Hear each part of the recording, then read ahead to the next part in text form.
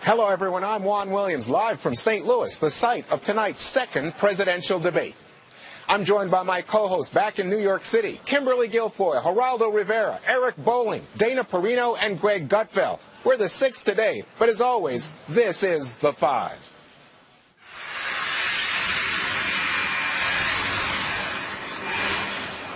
T-minus 4 hours until debate number 2 between Trump and Clinton. And if you thought the last one was a doozy, tonight could blow that one out of the water. Both nominees under pressure to suppress the fallout over leaked tapes and transcripts less than a month before Election Day. We'll get to Clinton's new scandal in a moment, but we begin with the firestorm over Trump's vile remarks caught on a hot mic in 2005. Some in his own party have had enough. They're calling for him to step aside. But Trump says he's not going anywhere. What do you want to say to your supporters? Are you staying in? Are you staying in, Mr. Trump? Mr. Trump, are you staying in the race? 100%. 3 of his top surrogates, Conway, Christie, and Priebus, were all supposed to appear on the Sunday morning talk shows today, but they were replaced at the last minute by Rudy Giuliani instead. Here's how Rudy attempted to mop up the mess. I'm not here to defend his comments. If he were here, he wouldn't be defending his comments. His comments were wrong. They were very wrong, reprehensible, and he has said that, and he's apologized. What you're looking at is a man who's gone through 14 months of running for president, understands the weight on his shoulder of all of these people who voted for him, who believe in him, who believe he's really has a movement to try to change this country. I think the point that we make is he has apologized for this. And we believe if you get to the issues, he's the candidate that is much better suited to run the country than Hillary Clinton. Eric, let's talk strategy. Let's talk strategy for Trump. Earlier today, he was tweeting out about Juanita Broaddrick and her claim to have been raped by Bill Clinton. When it comes to the debate, should he go there? I'm not sure. I don't think so. Personally, can I just make a couple of statements about what's going on? I've been pretty much out there, in favor of or backing Donald Trump. I think Donald Trump was wrong, and when I heard the comments, I thought of my wife, Adrienne, and who I respect immensely, and I was saddened by the comments. I was bothered by the comments. Now, we've also raised our son, Eric Chase, to never speak of women this way ever, no matter what the context was. So I hope Donald Trump tonight starts out by apologizing, a sincere, from-the-heart apology. Work on it, deliver it, mean it, because I think that will go a long way. That's not the Donald Trump that what we heard on Friday, this tape, isn't the Donald Trump that Adrienne and I know. It's not the Donald Trump that has won the hearts and minds of more GOP primary voters in the history of primary voting. I still plan. My wife still plans on it. My niece, her daughters, my son, we all still plan on voting for Donald Trump if we hear that apology, because it's not about Donald Trump now. Now it's about not having Hillary Clinton as a president. It's about the good of the country and the good of the family. Now, my point is this, a long-winded point nonetheless, is that he needs to start out in the right place, get that out of the way and have it believable. And then I think you go and continue to stick to the issues, forget the Bill Clinton stuff, forget the Broaddrick stuff, Jennifer Flowers. Save that for later if you ever even bring it out or not. But tonight is about Donald Trump being contrite and then staying with the issues. Dana, but the fact is that, Steve Bannon, who used to work for Breitbart, now works for Trump. And Breitbart brought together Paula Jones, Broaddrick, and Kathleen Willey in Washington, and they put out a piece saying these women are afraid of Hillary Clinton. So, again, I ask, is that going to be Trump's strategy, and would you advise him to stick with it? I think what Eric laid out is a great strategy, but what you hear from, if the rumors are true that are coming out of Trump Tower, that is not the posture that they're planning to take, including what the recommendation was from one of his biggest funders, which is the Mercer family, who said they don't care about these comments. They want him to attack her. And that, I think, is what Hillary Clinton's team is anticipating based on some conversations I've had. They believe that because Donald Trump feels that he was too nice to Hillary Clinton in the first debate and that he held back and didn't bring up Bill's infidelities that we all know about, but that he maybe feels that it's time to do that. Perhaps somebody on his team has said maybe that's actually not the best tactic. I think Rudy Giuliani was doing some of the best spin that he could, and that seemed genuine. I do think that if he can apologize, as Eric was saying, and it does seem heartfelt. And the thing that he has to try to do immediately is try to have some sort of affirmative reason for his candidacy. And I would pick one thing. I would say, I am the person who can bring change to Washington, D.C., to get our country out of the economic rut that it's in so that all Americans can be more prosperous and safer. If he can try to do that and get the town hall back on track, he'll maybe be okay to break even. Huh. Okay, so it's going to be interesting to hear what Trump says, and it's also going to be interesting to hear what Hillary has to say about the controversy tonight. Here's some reaction from her top team members on the Sunday morning shows. It's disgusting. And I think people saw in real life what we've been saying for a long time. What Hillary said as far back as June is that he's unfit to be president of the United States. I don't exactly know what she's going to say about it during the debate. I imagine some of the undecided voters who are part of this town hall forum will have questions about it. And I really think it's for Donald Trump to try to answer it and take responsibility. If you take that tape as Donald is accurately describing his actions, then yeah, it is a pattern of assaultive behavior, and it's much more than words. Greg, Hillary gets the first question tonight. What should she say? I don't know. First, to comment on what you just ran, I don't think what they say actually matters right now because it's so polarized that the people that are behind Trump are behind him for better or for worse. I remember when he said I could shoot somebody on Fifth Avenue and still these people would still stick by me. That's kind of true. And the people that hate him still hate him. It's the people in the middle that don't care about that. They're just going to make their mind up as this stuff builds. And that's my next point. This is not over by any stretch. More shoes will drop. I mean, Trump is basically a centipede in a Nike factory. There are going to be shoes dropping. There are going to be other sound on tape that comes out from either The Apprentice or somewhere else. There's now a report from the Washington Post that after he tried to pick up on the married woman, Nancy O'Dell, he tried to get her fired when she rebuffed him. That was reported this morning in the Washington Post. So I think it's just going to get rougher and rougher, and it's going to be testing the loyalty or the fealty, rather, of his closest supporters. Because at some point you have to ask yourself, is your loyalty being taken advantage of? Somebody has to earn your loyalty. They don't take advantage of it. And I think right now people are beginning to realize that this was fealty. It wasn't loyalty.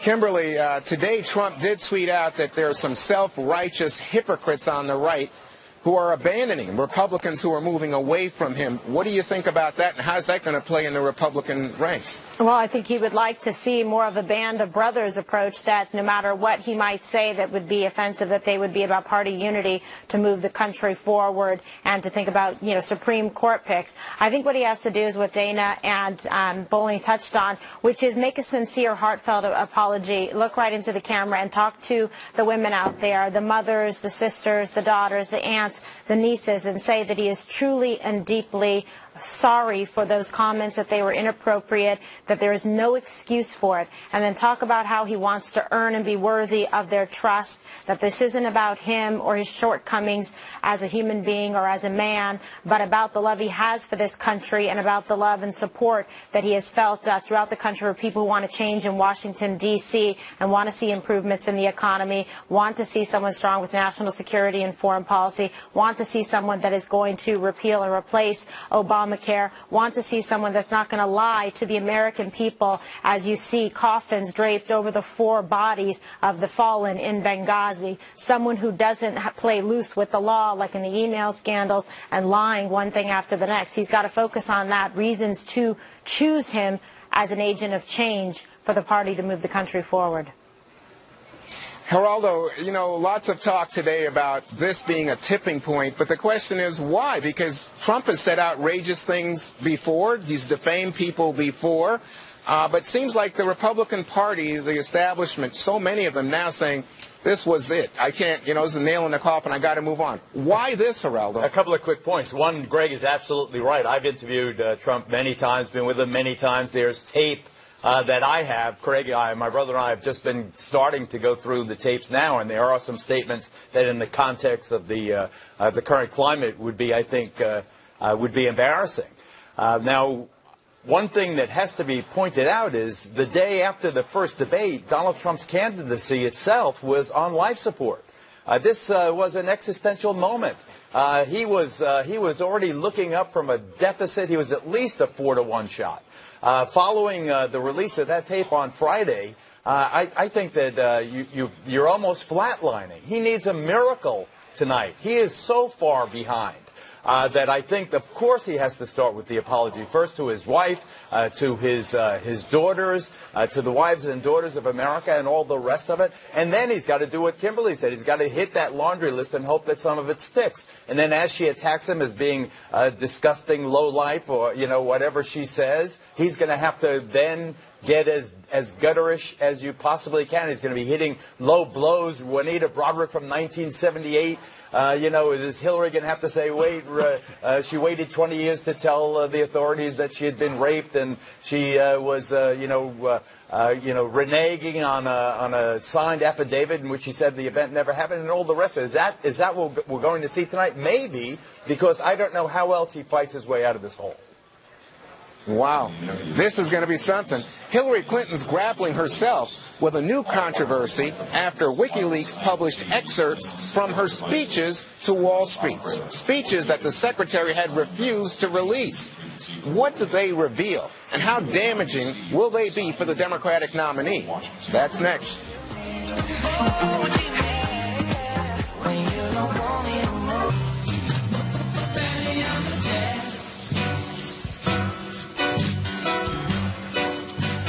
So what did Hillary Clinton tell the bankers in private during her big money speeches to Wall Street? A lot of people wanted to know, especially her former rival, Bernie Sanders. Now we know why the secretary didn't want those transcripts released. We have excerpts from some of those speeches after WikiLeaks published emails from the hacked account of Clinton's campaign chair, John Podesta.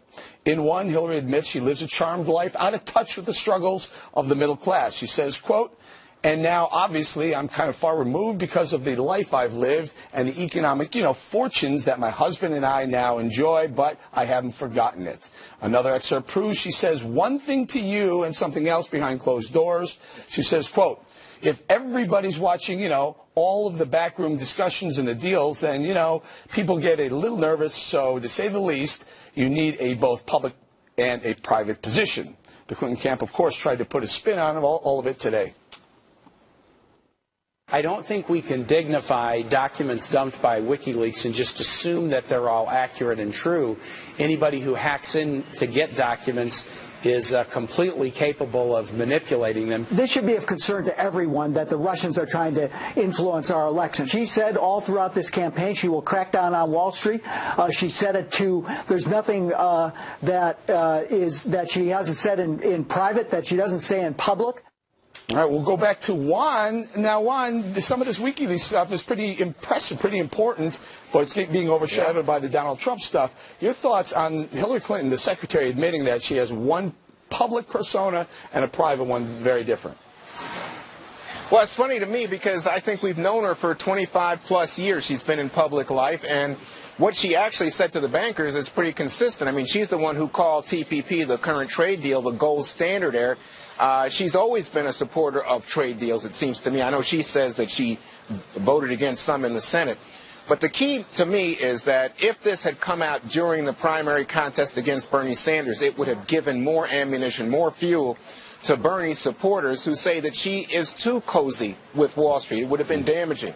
At the moment, given the Trump problem, I think it gets people see it as somehow overshadowed by what's going on with Trump. And the second thing to say is it just doesn't have the same power. In fact, somebody said to me today, it looks like she's the Republican candidate in the race when you compare her position in terms of Wall Street and trade to Donald Trump. Mm-hmm. KGB, we do now know that she flip-flopped on trade quite a few times, for it, against it, for it again, and also on immigration. She was calling for open borders in private but not in public. Yeah, in front of a Brazilian bank, she cited that her dream is hemispheric common market with open trade and open borders. And then in front of a Canadian audience, she said that she hoped that the U.S. could model their health care system like the one in Canada. So this is do anything, say anything, like pay for play, two-face. I mean, she's establishing what we already knew, but I agree. This would have been powerful and pivotal at the time that Bernie Sanders was saying, hey, release your Wall Street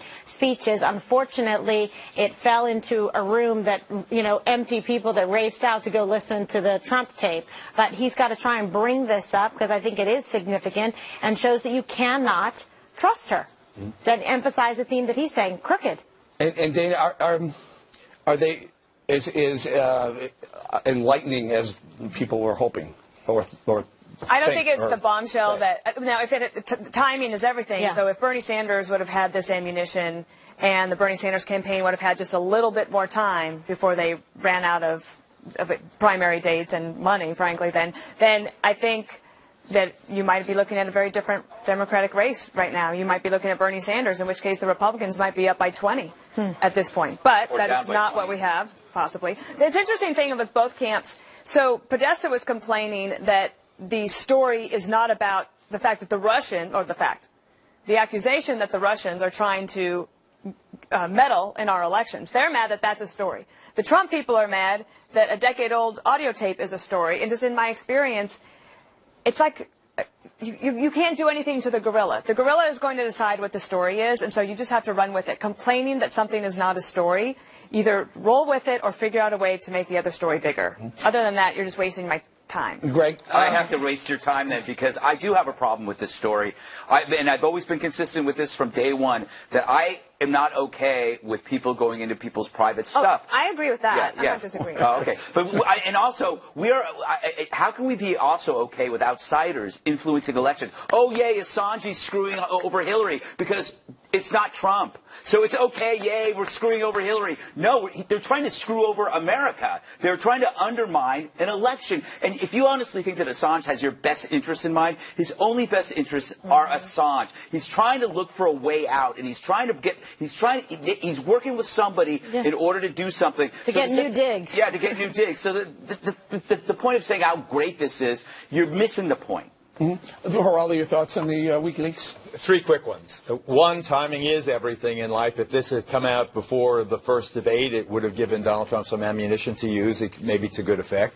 Number two, it is deeply distressing and not nearly emphasized enough that Julian Assange, Vladimir Putin, Russia hacking, I mean, nobody's account is safe. Not only that, the very financial structure of the country, everything done on, cybersecurity is such a huge issue now. To use this and then complain about the lack of cybersecurity, I think, is really hypocritical. And finally, so Hillary Clinton says one thing to Wall Street bankers paying her $500,000 to make a speech and something else to the crowd at Madison Square Garden. Really? I mean, this is news? I mean, come on, what are we, children here? It is preposterous that there is alarm. I think the biggest to me, revelation about these tapes is really why was she fighting so hard for this? This character. It's all about character, right? Yeah, but it's that's all. She. But that's an argument you can't have. That was the point I was trying to make. I mean, we're holding one candidate over words and character, and they were saying, but she changed the story and she's lied. But let's not talk about it's okay to sexually assault women. And she's talking about I live differently than I used to. And should we stop believing Donald Trump's words? He didn't really mean it. Well, you certainly believe it when he says build a wall. So believe what he says when he's caught on mic. All right. Juan, we're going to see you a little bit later, but much more to come on the 2005 Trump tape. Can the Republican nominee calm the storm at tonight's debate? That plus much more in our special Sunday live edition of The Five. Next.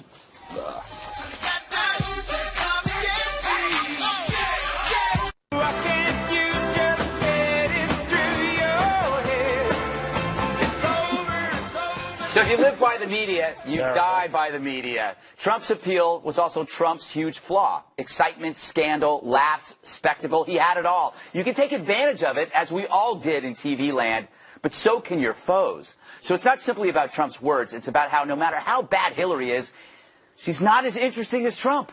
Because Trump is all visual and audio. You get hot tape even when he scowls. With Trump, you get beauty queens and brawls. With Hillary, it's just blackberries.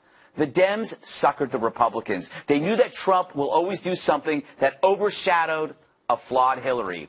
He was her perfect choice, an endless cornucopia of crisis that drowns out her failings. And everyone knew this. Seriously, were you that shocked by this latest Trump leak? If you didn't see this coming, then you must be shocked every morning when the sun comes up. Trump has a history. So it's not an October surprise. It's an October what'd you expect? Geraldo, you spent a lot of time with the man and The Apprentice. I did. Were you shocked by this? Yeah. Well, he's never used the P word in front of me, I'll say that. And, listen, I am myself. In his face, well, that's something. We can't say that word here. He never. Well, I would. CNN can do it. I wouldn't do it. Repeatedly. I have an 11-year-old, and she heard enough of it. We watched the opening of Saturday Night Live last night. I wanted to put my hands over her ears. But, she'll be exposed to it, and I think that ultimately will be what defeats him. I mean, if he had any chance at all, is the fact that people will relate to their own children, and this is so far beyond what is normal. But I never saw him come on to any of the beautiful women on the program. I mean, we've elbowed up to many a bar and had the kind of discussions that people of our age have about women. He's in his third marriage. I'm on my fifth. My goodness, how much more checkered can our pasts be? So you're the wrong person to ask. I turned everything around. I've been happily married 13 years and clean and sober in that regard. And I hope he is also. Though. He doesn't drink. Yeah, he doesn't. I've never seen him even have a drink. Maybe that's the problem. Joke. Dana, Trump is the perfect candidate for the Democrats because Hillary had so many flaws. All they needed to do was just wait for him to do something. Remember the story that he called Bill Clinton for advice on whether he should run? You have to wonder if Bill Clinton's thinking, absolutely, you should run for president. Though I do think they've been very worried about Trump, and let's be honest. This race is between 2 to 3 points. Yeah, okay, that's true. It is within striking distance for the Republican. But now there's additional pressures, and I do think that over the weekend, as you saw, so many Republican elected officials call an establishment, complain all you want about them. They decided that now was the time to distance. It wasn't when he went after Mexicans or Muslims or the disabled or prisoners of war or Gold Star families. No, it was when they went after white women, black women, Mexican women, Muslim, all women. That's when they decided that they had had enough. And I have to say, and a lot of people are frustrated. They want Republican women, of which I have been my whole life, to stand up and defend Donald Trump and say, no, Hillary Clinton's the bad person here. But I really feel like a lot of Republican stars have been dimmed by this candidacy, partly because they didn't stand up initially. And now they're trying to walk away, and I don't know how they try to fix it. And I think the Republican Party is probably at rock bottom at this moment. Derek, how do you... I noticed your song. It's over. Very Great Bob Skaggs, classic song. And Geraldo's declared it. It's over as well. Can I just point something out? Hillary's FBI transcripts were released. Trump's Miss America comment. Hillary's fainting spells. Trump's taxes. Hillary's WikiLeaks Wall Street speeches. Trump's hot mic. That was in the last 30 days. Yes, true. We've got 30 days to go. It's almost like a high-scoring football game. It's not. It's back and forth, and everyone scores. Everyone scores. It's not who has the ball now and who has the ball last, because you're going to put up the last final points. I would just caution. I'm not suggesting it's going one way. I'm simply saying to declare this race over with 30 days left, as many momentum swings as there's been, is a bit premature. Can I just add to the metaphor, which is that the Republicans over the weekend, RNC, pulled the ground game. There you go. So it's hard to win a football game that way. 11 Republican But it's the victory money and the ground game issue that's a problem. Well, those senators were never going to vote for him anyway. They were never. John McCain seemed to go. Oh, you think? But it's like if you rag on those guys for pulling out, it's like ragging on one of the sailors who saw the iceberg approaching the Titanic. It wasn't their fault that they were pointing it out. John Thune, the chairman of the conference. Yeah. Kimberly, thoughts? Yes, prayers? many thoughts and prayers. Yes, for everybody involved here. My goodness. But yeah, when you think about it, it still comes down to choices. You want someone who's a lying, corrupt politician who has enriched herself at the expense of the American people and put influence and access. Well, he was never a politician. He didn't work for the people. He worked for himself, but he was not working in the area of public service as a Secretary of State or as a U.S. Senator or with the Clinton Foundation. And my point is, when you look at the level of corruption connection there in terms of the misuse and abuse of office with respect to being Secretary of State to the Clinton Foundation. There's some serious questions there, and a lack of transparency with the deletion of 30,000 emails saying she never sent anything confidentially. And then you have on the other hand, flawed candidate in Donald Trump, a man who never sought public office till now, and everything and anything is coming out. I think they had this.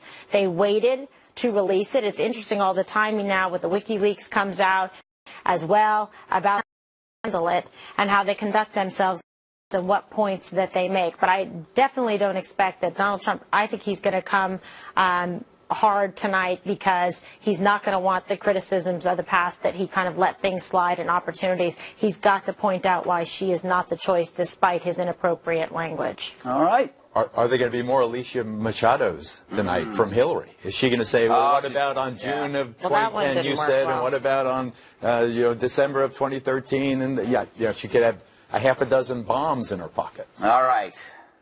Trump is livid that many Republican lawmakers have withdrawn their support. Some are even calling for him to get out of the race. He raged about it in a tweet storm this morning. You'll see that next. This is the end. Beautiful friend.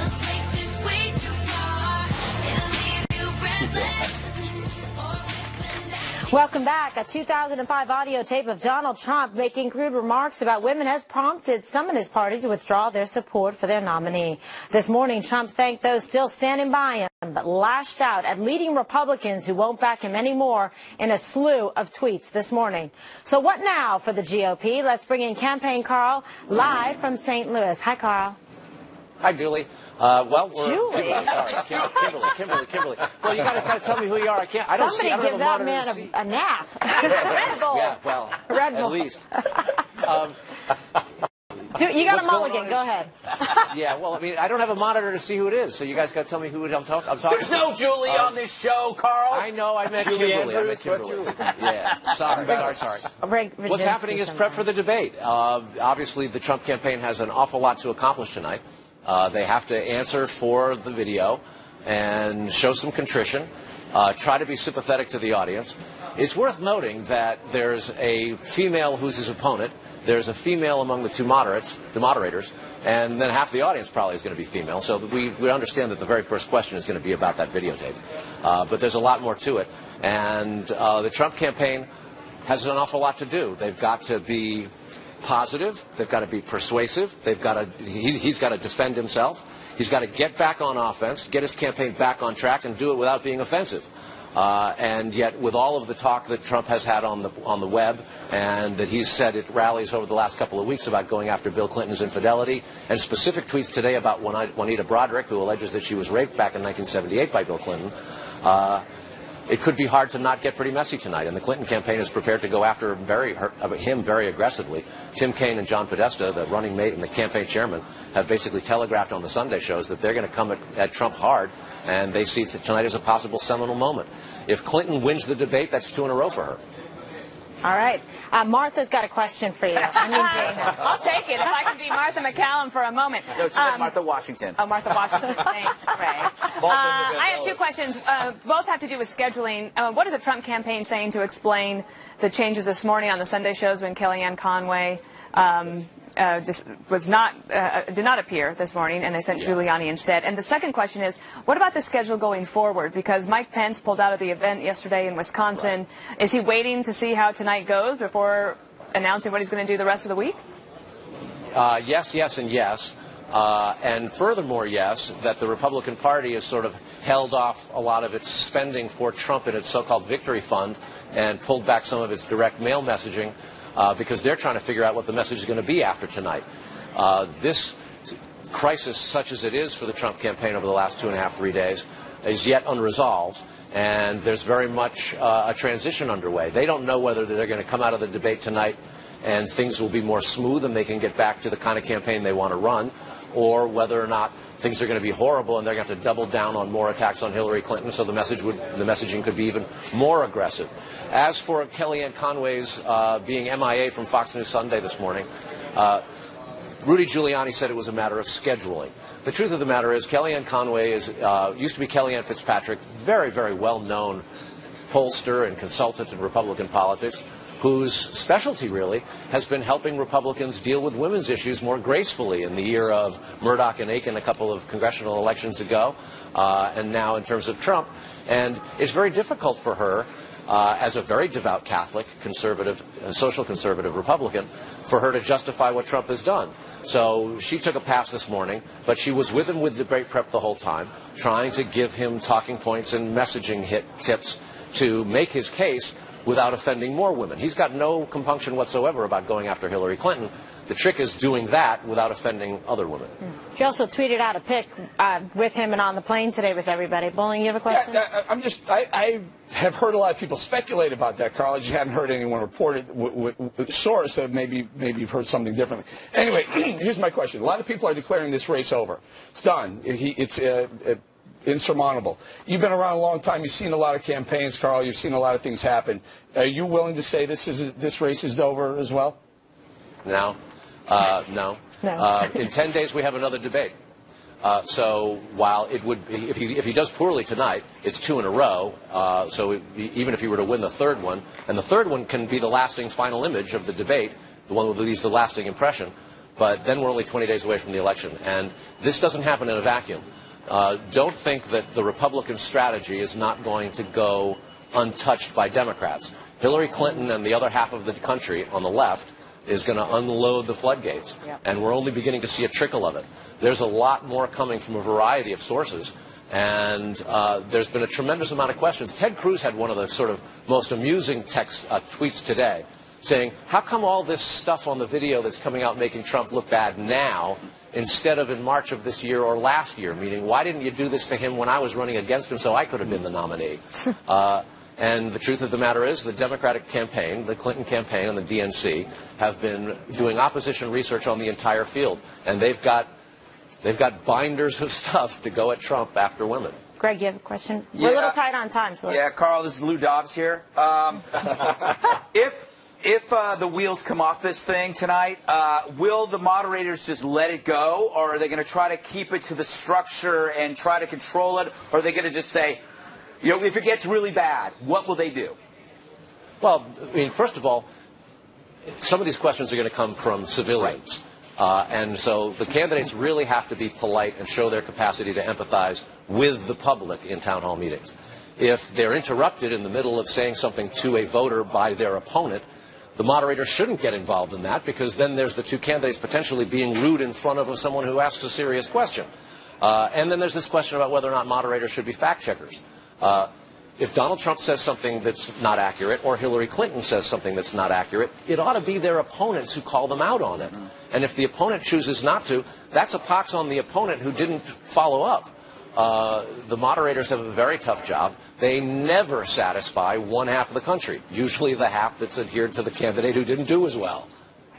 Right, Jorge Ramos here. Yeah, I was going to say Jorge Ramos. How funny. I was going to ask you something about Ted Cruz's sleazy endorsement after the guy went after his wife and his dad, but I won't. I will drill that. Billy Bush, Alec Baldwin joked last night on Saturday Night Live, was the one Bush who had an impact on this race. Do you hear anything from the Bush family? Are they gloating? Are they going to lead this insurrection? No. What from them? Nobody on the Republican side is gloating right now. There's a lot of trepidation within the Trump campaign. There's an awful lot of concern with the senior staff about how things go tonight. And Republicans across the country don't want to see Hillary Clinton in the White House. And as a consequence, they're concerned that Donald Trump may be blowing an opportunity by continuing to fight with fellow Republicans. I mean, there's a lot of Republicans who say they're not going to support him anymore, and they're leaving him. And one of the things that we're hearing is Trump may trash them tonight. So that's not a sign of confidence. That's a sign of great concern and a lot of work to do. All right. Thank you, Carl. Coming up next, some final predictions and advice for the candidates ahead of tonight's likely epic showdown. Now, Juan's going to join us again for that, so stick around.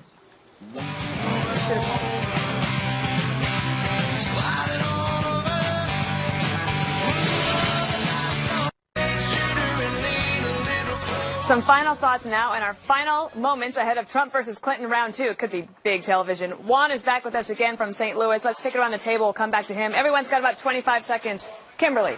All right, so I think tonight is, it couldn't be more important. I think it's going to be the most significant of the debates, besides the last one, obviously, where that's the most, to stick in the memory of people. But tonight, I think Donald Trump has to give people a reason to choose him over Hillary Clinton, and believe me, there are plenty reasons. Just even lead with one of the top that matters to most conservatives and Republicans, U.S. Supreme Court.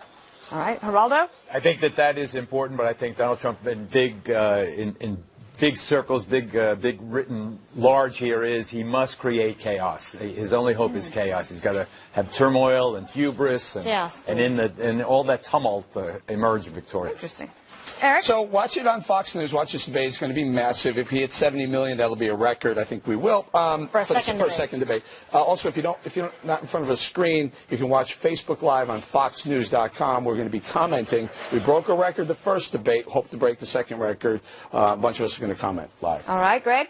I don't know. I'm kind of tired of the argument about where everybody, when you talk about Trump, they go, well, look at Bill Clinton. Comparing your guy to another moral degenerate is not a moral argument.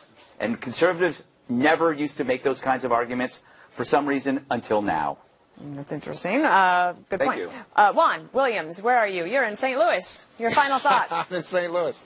Yeah, so I'm here at Wash U. I'm in the spin room, Dana. I think come early. You know what? Don't think that you're going to pop the corn and, get a Coke and come down later. It's the first 5 minutes of this debate that are going to set the tone for what comes after. And I think Donald Trump, he goes second. Hillary speaks first. When she speaks and Donald responds, you're going to know a lot about how this debate turns out. All right, and I'll just add my final thought. I think that one thing to watch is how Donald Trump decides to treat the down ballot Republicans. Yeah. Is he the Republican nominee, or is he Donald Trump running for president on his own? Does he decide to cut them loose and to burn them down? He said before he doesn't care much about keeping a Senate majority. The Senate majority very much wants to stay in Republican hands if you're a Republican, but the Democrats are going to be out in force, and they will tie all of them to Donald Trump. So he has a choice to make tonight, and I'm interested to see how he's going to play that.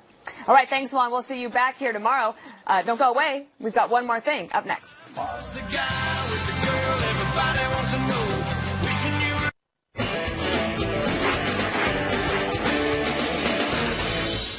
Welcome back. Time now for one more thing. So you, Eric. All right. I have a serious soft spot in my heart for law enforcement. I thought I had to talk about this, what happened yesterday. Palm Springs Police Department, 2 officers were gunned down by a guy named John Felix. Leslie Zaredny, she's 27 years old. She had just come back from maternity leave. She has a 4-month-old baby girl. Jose Gilbert Vega, 35-year veteran of the force. He's married. He has had 8 kids. And he was working overtime. Both of them were gunned down by this John Felix guy. There's some sort of domestic dispute that went on. These people are heroes. Law enforcement officers are heroes. In bowling, he was set to retire in December. God bless him. Domestic violence. It was a gang guy who should have been in prison. He'd taken part in an attempted assassination of another gang member. And they had problems with the cops. These are people we're letting out of jail. Well, that's the problem. They're criminal recidivists, and they need to be behind bars. And if you want to think about something when you watch the debate, figure out which one of these 2 candidates is tougher on crime and better for law enforcement. Fair enough. Kimberly, you have one more thing. And has the support of law enforcement. All right, and also to follow in the footsteps about the men and women that serve and put it on the line every single day, never knowing if they're going to go home to their new 4-month-old little girl. A Philadelphia Police Department bike race ended with really a touching moment and surprise for one young lucky boy. So this Saturday, the 2nd Police District's annual bike ride against violence took place at the Roosevelt Mall, and this was in Northwest Philly. So the Peace Ride is meant to promote public safety in the community and deter violence. So what happened was during the 11-mile ride, a couple of the officers noticed a little boy that had a broken bike, didn't have a gear, wasn't working properly. They stopped, they talked to him, and found that he actually didn't even own a bike. And here is them talking to him. You deserve this. Thanks for coming out. Right here. Play it forward, right? Somebody else. Let's play it forward. There you go. Nice helmet. All right. They went and bought him a new bike and a helmet, which is very sweet with their own money. God bless them. Gregorio. Yes, it's time for this. Greg's Fitness Tips. All right. You know, the best exercise for your biceps and your forearms is something that's called dog pooling. Take a look at this. This is a big new exercise craze. What you do is you take your dog to the local pet shop or any place the dog wants to be, and the dog will refuse to leave. And what that does is that helps you build your biceps and forearms as you desperately try to pull him out so you can get home in time to watch the 5. But unfortunately, you never make it because he will not leave, and he will end up on his back like this looking absolutely adorable. That's what you do after this show every day. It's amazing, Perfect Tony. segue to Dana. Okay, so everybody's been working really hard at Fox News Channel during the debate season. On a rare night out, I got to have a lot of fun last night. We went to Barclays Center and saw Blake Shelton. He was amazing in concert. His guitarist is Kevin Post. I didn't know that the band they're fans of the show. I got to meet Blake Shelton just briefly, which was great. Kevin Kennedy he is super tall. All of them are tall. I felt so short. I was in 5-inch heels. It still didn't matter. Your next Jeopardy partner. I know. There's Kevin Post. He's a guitarist. I met Robin Phil. Anyway, a great night out. And there is country music demand in New York City. Oh, yeah. Sure. All right. Love it. You know, I feel bad for Billy Bush. I feel bad for Donald Trump, the whole controversy. But Billy Bush, kind of an innocent victim here, although he did participate in the boy talk. Anyway, he'll be talking tomorrow on the Today Show about his role in this. Ironically, after Dancing with the Stars, I went on Billy's show, Access Hollywood, and we played a debate. I was Hillary, he was Trump. Play it. I'm her. You're him. We're at a debate. Incompetent Hillary, Syria's all your fault. Libya's your fault. You're a disgrace. You lied, and your email server is Benghazi's a disaster. You're a disaster. Believe me, when I get in, we'll do good deals. Oh, you didn't hear my rebuttal. Anyway, I'm sure it was great. That's it for us. See you back here tomorrow.